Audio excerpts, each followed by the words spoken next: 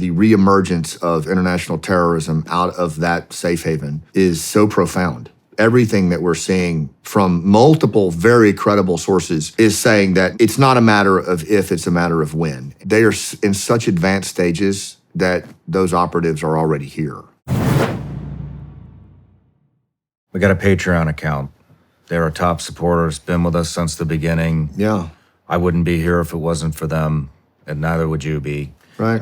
And so one of the things I do is I offer them a opportunity to ask each guest a question. Yeah. And we had a ton of questions. Really? Yes, for you, but I narrowed it down to one. This is from Tori Miller. Since your last interview with Shawn and the interviews with Legend and Commander Massoud, do you think we will have to go back to Afghanistan to fight the Taliban? If so, do you believe since our botched withdrawal that our relationship with partner forces and other tribes are now strained? Man, I thought this was a great question because we've talked two-part about question, this. right? That's a great question. So yes, I do think that we will have to go back, and my logic behind it is that the reemergence of international terrorism out of that safe haven is so profound. That everything that we're seeing from multiple very credible sources is saying that it's not a matter of if, it's a matter of when. And I'm sure you and I'll talk more about this, but they are in such advanced stages that those operatives are already here, right? So when it gets to that point, it is very difficult to stop it. What I believe is we unfortunately have a very short memory in this country. You know, when you look at 9/11 happened just over 20 years ago, and you remember where the country was in those smoldering ruins and how we felt during that. There was this collective simmering anger of just retribution, and they turned guys like you and me and our units loose in Afghanistan for retribution. I mean, President Bush, said it from the pile with the megaphone. He said, they're going to hear from us real soon.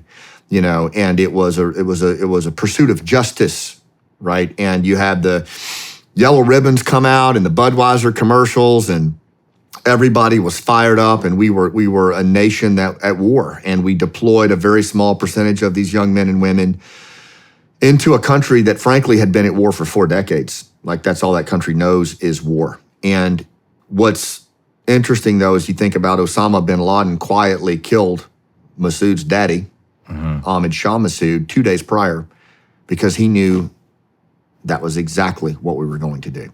Yeah. And he knew that we would go to Panjshir and that we would partner with Massoud.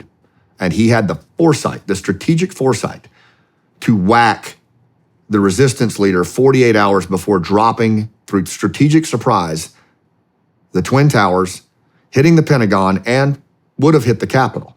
So think about that for a second. This was over 20 years ago. This was the level of strategic breadth and depth that Al-Qaeda possessed, okay?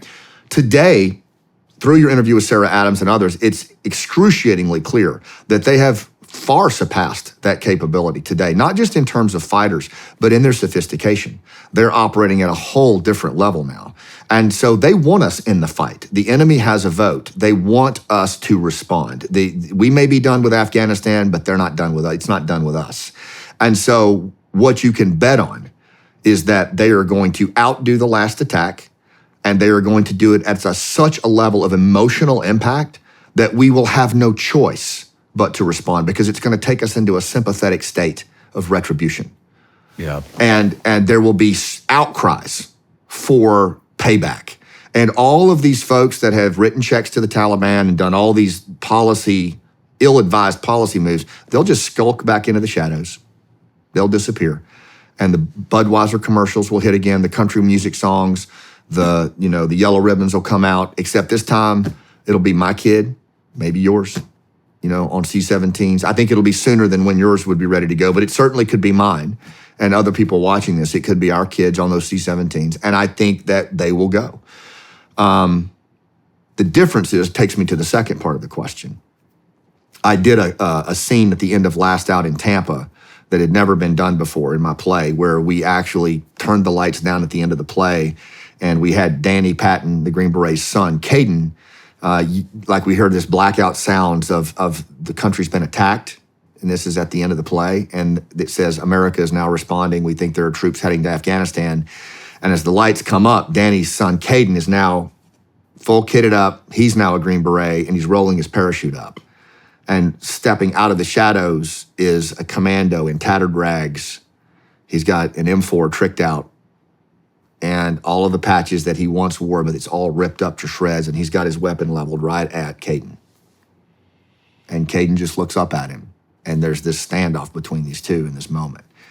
And then we drop the lights, because that is what our kids are going to walk into. They're not going to walk into the reception, I believe, of a resistance that is waiting anxiously for them to get there. And, you're going to have this link up of unconventional warfare. I think what you're going to have are thousands of pissed off commandos and special forces and interpreters who are left behind, who've lost their families, who've been co-opted in many cases by bad actors.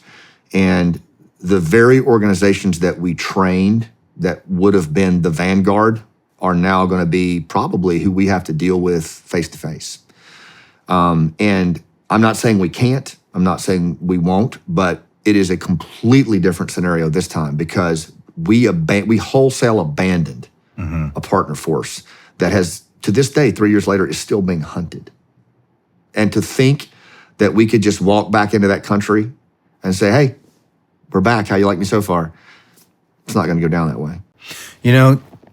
I've learned so much history from putting these interviews together with you, and I've learned a ton of information. And one of the things that just, that sticks out to me that I say on every news interview, every time we talk about this now, I say it. You told me 9/11 was a $500,000 budget. Yep. Now the government has come out and publicly said that they have accidentally given them $239 million. We know it's more than that. Yeah, that's a conservative estimate. But we know it's 40 to 87 million a week. Absolutely. But even if it was just $239 million, well, that is what, 480 times? 478 times the budget that they had on 9/11. Yeah, and they're 10x bigger, probably close to 80,000 fighters. I think they had something like a couple thousand before 9/11. I'll have to check those numbers. And don't forget, too, they just had a couple of operating bases in Afghanistan at that time. You had Tarnak Farms, which is near Kandahar Airfield, and a few others. But you've got every NATO base that we built over there. Camp Brown, you've got Bagram, you've got Bastion, all of the infrastructure, all of that was just left behind. And so they've rolled right in on these bases with well-designed training areas and ranges. And they are training at a level that's unprecedented, and you think about that, the advent of technology that is accessible to them now. Think about the proliferation of drone technology that we're seeing coming off the battlefield in Ukraine. I mean, how fast has that advanced? Yeah. And we already see that the attack in Russia at the theater, October 7 by Hamas in Israel, these are all local distributed attacks of horrorism. Horrific attacks, not World Trade Center type things, but where we live, work, and play. No matter where you're watching Shawn Ryan Show from, if you get anything out of this, please like, comment, subscribe, and most importantly, share this everywhere you possibly can. And if you're feeling extra generous, please leave us a review on Apple and Spotify podcasts.